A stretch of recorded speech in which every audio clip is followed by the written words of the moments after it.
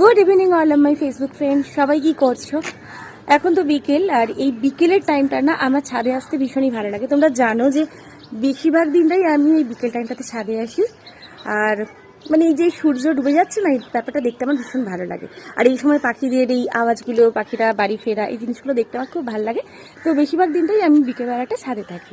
তো আজকেও এসেছি ছাদে। আমাদের তো খাওয়া দাওয়া সারতে অনেকটাই দেরি হয়, তো সেটাই হয় প্রায় 3টে 3:30 এরকম বেজে যায়। তো তারপর সমস্ত কাজ মিটিয়ে এখন বিকেলবেলা ছাদে। তো ছাদে এসে একটা জিনিস দেখলাম, তো চলো সেটা তোমার সঙ্গে শেয়ার করি।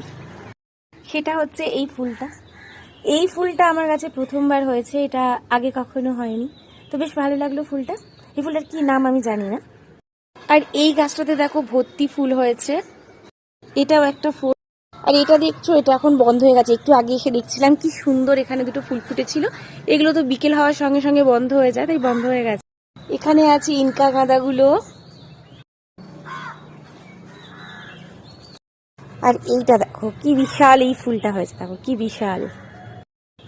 আর আমার বেগুন গাছে অনেক ফুলও হয়েছে, দুদিন পর বেগুন পেড়ে খাবো। এই গাছেও কুঁড়ি এসেছে, অপেক্ষা করছি। নয়নতারা দেখেছি, এই নয়নতারার কালারগুলো কিন্তু একটু আলাদা, একটু অন্যরকম। আর এখানে একটা থোকা জবা হয়েছে, দেখো কালারটাও খুব সুন্দর, আর খুব সুন্দর বড় হয়, এটাও খুব সুন্দর। আর এই দেখো আর একটা সুন্দরী ফুল, এই দেখো কি সুন্দর, একেবারে সুন্দরী। তো এরাই হচ্ছে আমার ছাদের ভালোবাসা। আর একটা ভালোবাসাকে না দেখালে তো সে রেগে যাবে। দাঁড়াও, আর একটা ভালোবাসাকেও দেখাই ছাদের। সেটা হচ্ছে ওই দেখো, এটা আমার বিকেলের ভালোবাসা। একে দেখার জন্য আমি রোজ বিকেলে আসি। এরাও জানো তো আমাকে খুব ভালোবাসে, একদিন না এলে কি অবস্থা হয় দেখো। সেদিনকে বললাম না আমি গিয়েছিলাম একটু, আমাদের এখানে প্রোগ্রাম ছিল। তো সেদিন বিকেলবেলা যথারীতি আমি ছাদে আসিনি। আর ছাদে আসিনি, আমার গাছের কতগুলো গাছের হনুমান এসে সর্বনাশ করেছে জানো। আগে আমি যখন বিয়ের পর মেদিনীপুরে খুব একটা আমি হনুমান টনুমান দেখতাম না। তো এখন কিন্তু আমাদের এখানে প্রচুর হনুমান হয়েছে, আর মাঝে মাঝেই বেড়াতে চলে আসে। আর ব্যাস, এই জন্য আমার বর একদম ছাদে গাছপালা তুলতে চায় না, কিন্তু নিচেটা ঠিক মতো রোদ পায় না তো গাছগুলো।